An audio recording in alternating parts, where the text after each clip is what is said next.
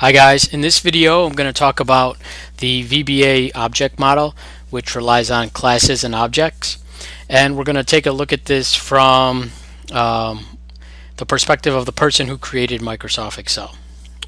So 20 or 30 years ago, whenever Microsoft Excel came out, I don't know the exact date, but there was someone in Microsoft's office who had an idea to make Excel, and they had an idea for something that had cells like this and rows and columns, and it also had worksheets, and you could do things in here like put numbers in here, put text, and you could do all kinds of functions like sum and all kinds of things like that.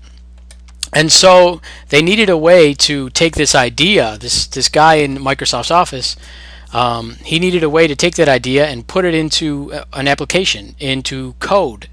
And so what he did is use something called object-oriented programming, and all that is using classes and objects to build an application. And so the first thing that he did was, let's say, he looked at the highest level of the Microsoft Excel application, which is the application itself. And then he drilled down and down further and further until he got to first he drilled down into the worksheet level, and then he drilled down into the row level and the column level and the range level until he got to the cell level. And he drilled down and down and down, and what he found was all the things he was working with while he was drilling down were objects. So for instance, the application itself is an object, right? Because the application, when I say object, I just mean it has properties and it can do things. And within that application there's more objects. There's worksheets and they have properties. When I say properties, I mean like names. They have are they open, are they closed, are they visible, all kinds of properties. And they can do things as well. A worksheet can be moved and copied. So that's an object. A worksheet is an object. And then even further, a range is an object. Okay, so he felt like, there's all these objects. I have to write some code so that people can do all these cool things in Excel. So let me give you an example of what he did.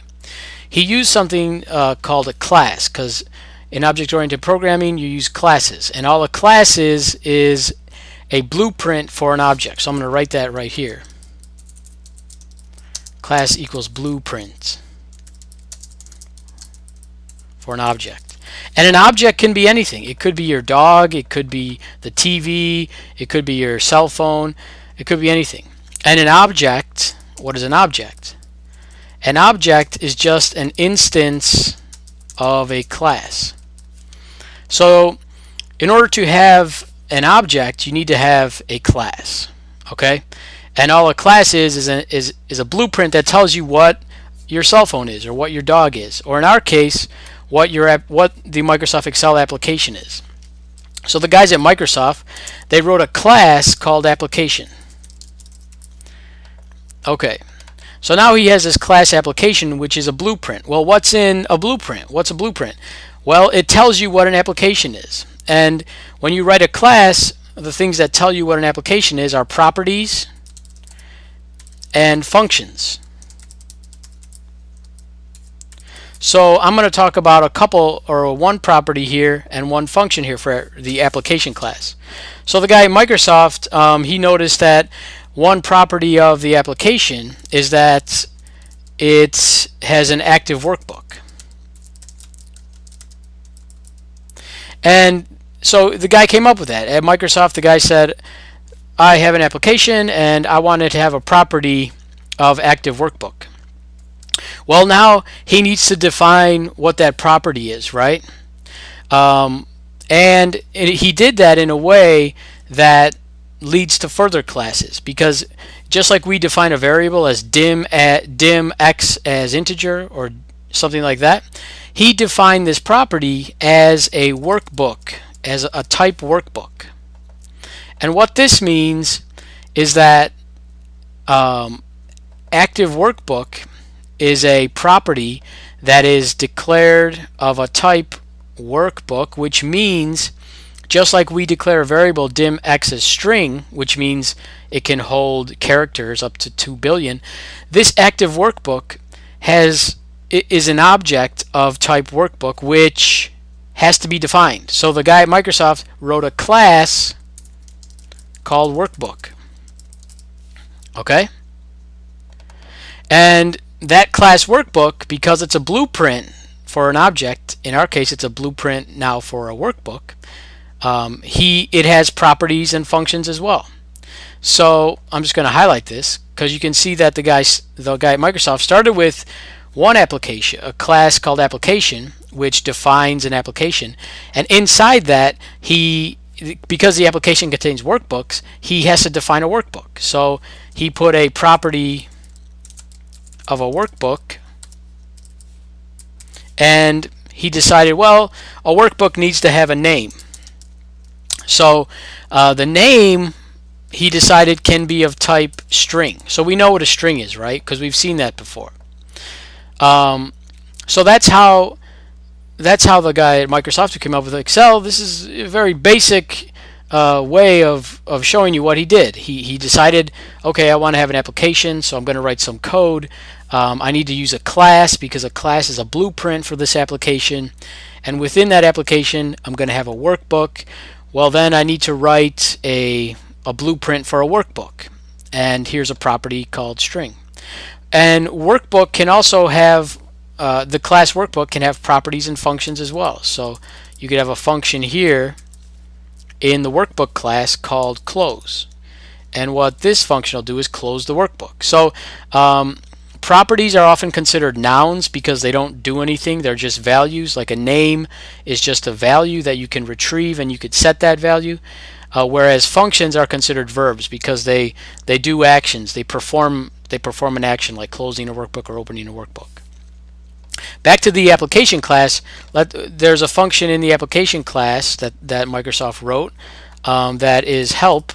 And what this does, when you call this function, it will open up the help window. Okay, so now the guy at Microsoft, he was pleased with himself. He has an application now. It's a class, and it has a property and a function. And one of those properties is a active workbook property, which is of type workbook. So he needed to write a class for that, and he did. So he wrote two classes, and they both have properties and functions. So now the cool part comes in where he has to let people use all these cool classes and these objects. And Microsoft Excel made it real easy. So what they did is they put all this code in a library that comes with Microsoft Excel, and it's called the Excel library. So if you just type Excel, you're gonna that is gonna allow you to get to this library. But we don't just want the library; we need the classes inside of it. So to do that, Microsoft guy, he decided, well, in order to get to move further within an object, you just put the dot operator, and this is called the dot operator. And what that does is allow you to access properties and functions of an object. So inside of this Excel library, if you press dot, you're going to get all the properties and functions that are within that library. And one of those properties is the application itself. So if you do excel.application, you just access the application class. So now you're at this level. But we want to get to this level. So to do that, we use the dot operator again. And we'll do the dot. And now we can see that if we do active workbook, here's active workbook. So this here is referring to this property active workbook. So if we double click that, now we're at this level. So now we're inside the class application, and now we're at this level, the property active workbook.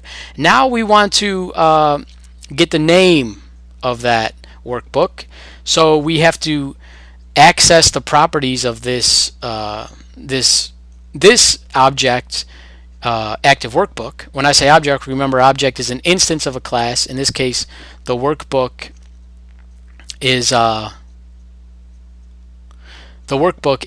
the class, And so we will use a dot operator again, and we will type n, and now we can access this property, name.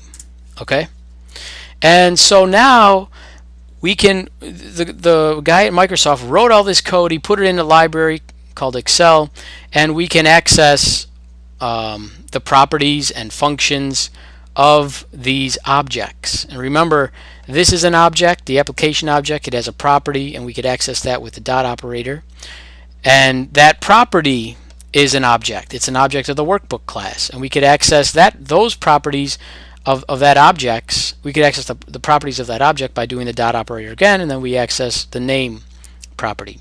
And so then we can deal with all these objects and all these classes very easily by using this dot operator and just working with the objects that Excel gives us. We don't have to write all the code. They already wrote all these codes and all the classes and codes. So that's why VBA is so easy to learn and so easy to use, is that you don't have to do the heavy lifting. Excel did it for you. All you have to do is access the objects and access the methods and the properties. They're all there already. You don't need to really write anything. You're just sort of accessing and playing with the objects. So now we can, for instance, I'm going to put cells 1, 1 dot 1, dot value is equal to the name of the workbook.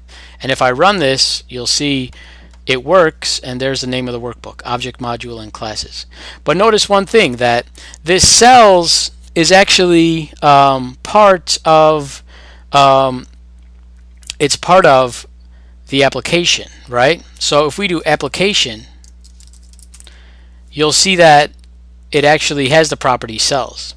And so what you can do is you can write all this. You can start at the very top and go, okay, we're in the library, and then we go into the application class, and then we use a dot operator and go into cells, and then you do it that way. But you don't need to. You don't need to fully qualify the object. So cells is an object in application, right?